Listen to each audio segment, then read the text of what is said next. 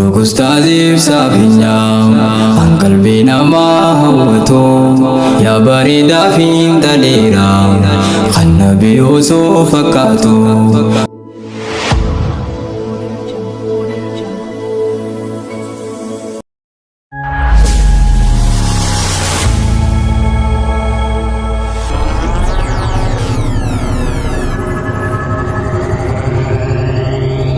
Ustaziif sabinya qalbii namaa hawwatu yaa bareedaa fi dheeraa kan nabii osoo fakkaatu.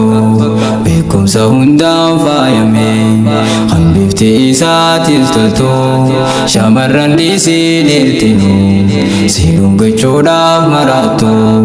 Dubartiin hedduun hawwite seelaan sirkadhee tan jettu suuraati ilaaluuf qabde goroora buusaa dharraatu. Yoo fuudhuun kee dhugaa tahe qalbiin isii haa sabbaltu. Ustaaziif isaa hundaaf fadaan tan markattee tam haa dhiiftu.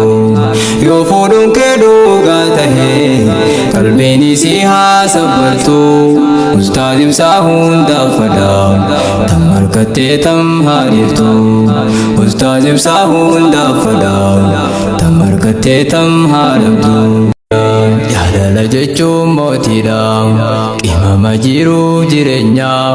Jaalalti mataan isiitu ilmaan namaatiif qabeenya.